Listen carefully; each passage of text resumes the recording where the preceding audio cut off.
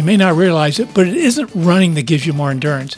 It's recovery after you're running. Now, the reason I say this is that when you go out and run, especially if you do a hard run, long run, or intervals, you're actually injuring your body. By injuring, I mean you give your muscles these little micro tears. You have inflammation in your soft tissue. That's why you can get sore sometimes.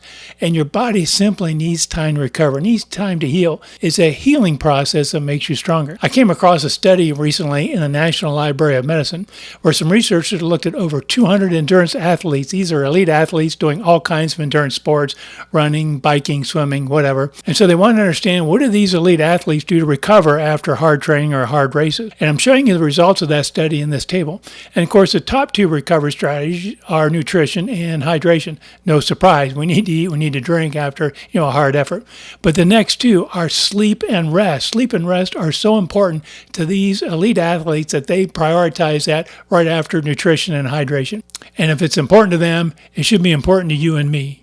I am Ralph, the Ageless Runner, and welcome to another episode in my series on improving your running endurance. We're going to talk about rest and recovery. Now, in that table, they talked the number one recovery strategy they used after nutrition and hydration was sleep. Sleep is so important. Sleep, in fact, is where most of your muscle repair happens. We talked about those micro tears you get when we run hard and when we run long. It's the healing of those micro tears that make you stronger.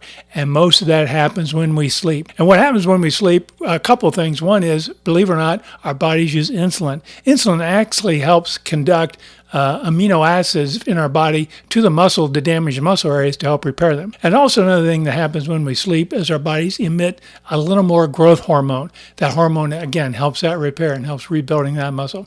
So if you get enough sleep, you're going to really retard the repair and rebuilding of your muscle. Now that kind of begs the question, well, how much sleep do I need? You expect me to say 7 to 9 hours, and I'm going to say 7 to 9 hours. That's generally the accepted amount based on research and practical experience. Now, if you're like me, if you're an older person like me, that may be a challenge to get 7 hours. It's a challenge for me. And unfortunately, I don't have a suggestion to tell you how to get 7 to 9 hours, because if I had it, I would do it myself and get 7 to 9. So, try and do the best you can, but it is very important. So focus on getting that sleep. Now, I do have one suggestion to help when you do sleep, helping with that repair process, whether you get 7 to 9 hours or not. And as when you're in recovery mode, in other words, you've done a hard run or a long run and you're in recovery mode, before you go to bed, eat some protein. Try to eat maybe 20 grams of protein, because your body needs that protein. As far as that repair process, it's going to synthesize that protein to repair those muscles. So have some protein before you go to bed. Do that when you're in recovery. In other words, for a couple of days after your hard run, your long run, eat some protein before bed. Now, a couple of things happen when we do these long runs, these hard runs. Of course, we can lose glycogen stores. So we need a rest period to replace our glycogen stores. We also get inflammation in our bodies. That could be, you could experience that as soreness in your muscles. That could be due to inflammation. And so our bodies simply need time to repair and rebuild that reduced energy stores. If we don't replace our glycogen, then we're not going to be ready to run the next time we want to run. And usually that takes about 24 hours. So you're going to need at least 24 hours to replace your glycogen stores. But really, I think we probably need longer than that, which begs the question, how long should we be resting? How long should we take time off from running after we've done a run? Well, the way I kind of look at it, my mindset, if you do a long run or a hard run or whatever, and the next day you're sore, that means you've abused your body a little more. I would recommend you take at least 3 days off before you run again. Give your body a chance for some of that soreness to dissipate. And you also want to make sure that soreness isn't due to, some kind of soft tissue injury.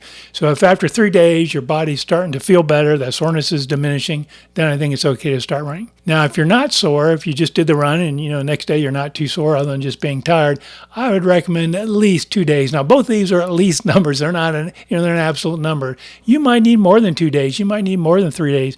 You go out and do a long run, it's hot, it's humid, or the weather's bad, it's really a struggle, you might need more than 2 or 3 days recovery. But give yourself that time, at least 2 days if no soreness, and at least 3 days if you have soreness. And of course, we're not talking about in this video. There'll be a separate video, but make sure you get adequate nutrition and hydration during your recovery period. Now, the other reason we need to take rest time is to prevent overtraining. If our bodies get too tired, we train too much, we increase the risk of injury. So taking time off, giving ourselves that rest, that break, reduces the risk of injury.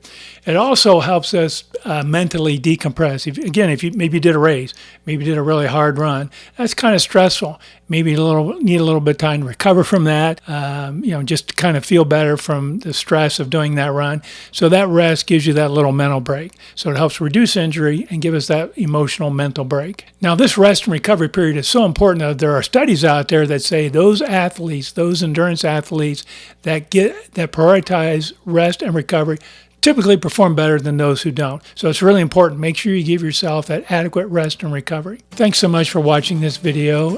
In our next video, we're going to talk about nutrition and hydration, not only in recovery, but just in our daily practice of training and trying to improve our endurance. Now, if you like this video, I'd really appreciate it if you would scroll down and hit that like icon. And if you're new here, I'd love to have you stick around. Please click that subscribe button also. Thank you so much and happy running.